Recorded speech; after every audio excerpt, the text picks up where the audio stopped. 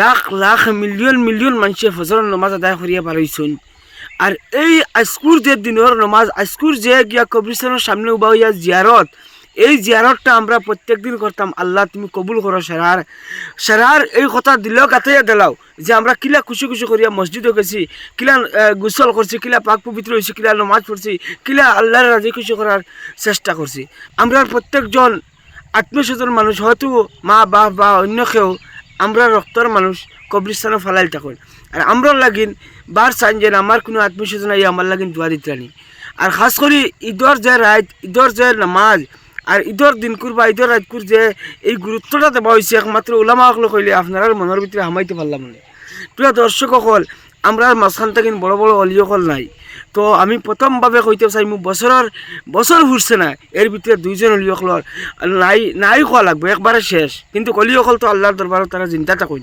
গতিকে বাস্তবে তারা দুনিয়ার জিন্দা হলি, এরা আল্লাহর দরবারও জিন্দা হলি। আলহামদুলিল্লাহ আমরা সারা তারা লাগি দোয়া করমু। বীরে কামিল শেখুল হাদিস আল্লাহ হজরত মৌলানা মুফতি মোহাম্মদ আলী সাহেবের কথা কইয়ার, আর যদি হুজুর আমরা মসজিদে থাকতা, হুজুর ফজরের নামাজ পড়ার বাদে আমরা সারা হুজুরের লগে মুলাকাত করতাম, হুজুর আইতা হুজুরের লগে দোয়া করতাম। আমরা একটা আশা থাকতো হুজুরের দোয়া করবো, আমরা সারা আমিন করবো, আল্লাহ কবুল করে দিবা। আমরা স্কুল দিনও এতিম, আমরা মহল্লাবাসী, আমি স্কুল দিনও এই কথাখানো অবগত করতাম চাইতাম। প্রিয় দর্শক সকল, গোলাম রব্বানী সাহেব, বীরে কামিল হজরত মৌলানা গোলাম রব্বানী সাহেবের কথা কইতাম চাইয়ার।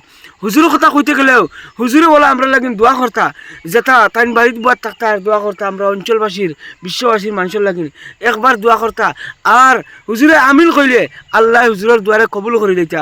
আর বাস্তব প্রমাণ লাখ লাখ মানুষ জনজাত আলহামদুলিল্লাহ আজ হুজুরও কবরত গেছেন কি। গতিকে দুনিয়াত কোনো মানুষ চিরস্থায়ী না পাই, অকল অত সুন্দর সুন্দর মানুষ, অত টাকা পয়সাওয়ালা মানুষ এই দুনিয়ার থেকে নাই। আমরা ঈদ উপলক্ষে আর ঈদের দিন থেকে আজকের দিন থেকে লিয়ে যতজনের ভিডিও দেখবো, যত ধরনের হিংসা আছে, যত ধরনের ভুল ধারণা আছে মনের ভিতরে, আমরা ভাতৃত্ববোধের প্রতি লক্ষ্য রাখতাম হওয়ার সময়, এখন অন্যর প্রতি মায়া মহব্বত রাখিয়া চলতাম। মামু কিতা কইবা এই মুহূর্তত?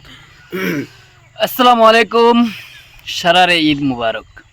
তো আজকে আমরার এক মাসর বিগত রমজান শেষ হইয়া আজকে আমরার খুশির দিন আইছে, ঈদর দিন। যেহেতু আমরা আজকে ফজরের নামাজ পড়িয়া বর্তমানে আইয়া উবাইছি এক জায়গাত, খবর জিয়ারত করিয়া আইয়া ওই জায়গার মধ্যে উবাইছি। গতিকে আমি সারারে কইতাম চাইমু যাতে আমরার সারা বছরটা প্রত্যেকে যাতে আজকে যেলা আমরা ফজরের নামাজরে আদায় করছি, প্রত্যেকে ওলা ফজরের নামাজ আদায় করতাম। আর একে অন্যর প্রতি হিংসামূলক দৃশ্যরে না চাইয়া একে অন্যর প্রতি মায়া মহাব্বতরে চাইতাম, একে অন্যর প্রতি মায়া করতাম, আর একে অন্যর প্রতি ভালোবাসা যে তখন ভারী অতখান দেখাইতাম। ভাই কোনো হিংসামূলক কোনো কথা কইতাম না, বা দুইজনে এখান মাত মাতলে যে জায়গার যে দরবার সৃষ্টি হয়ে যায়, ই মাত আমরা এই জায়গার মধ্যে মাততাম না। আমরা সতর্কবাণী করতাম, আমরা যাতে আমরা শৈল্যর যাতে জেলা হেফাজত করি, আমরা জবানেরও হেফাজত করতাম। হইয়া শেষ করলাম। আসসালামু আলাইকুম রহমতুল্লাহি ওয়া বারাকাতুহু।